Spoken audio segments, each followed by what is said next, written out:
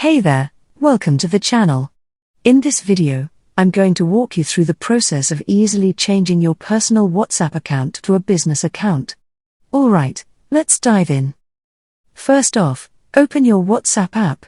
Go to Settings, then Chats, and select Chat Backup. We need to create a backup of all our WhatsApp data. Tap on Backup now and patiently wait for the backup process to complete. The duration might vary depending on your data size. Once the backup is done, exit WhatsApp and head over to the App Store or Google Play.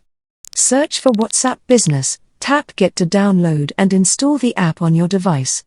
After installation, open the app. Tap Agree and Continue. It will prompt you to use your current phone number. You can proceed with the same number or choose a different one by tapping right here.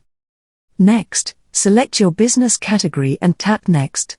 Choose whether to give WhatsApp access to your contacts. Now, if you go to Chats, you'll see that all your conversations have been transferred from your personal WhatsApp profile to the business profile. And that's it. You've successfully changed WhatsApp to a business account. If you found this video helpful, hit the like button and subscribe to our channel.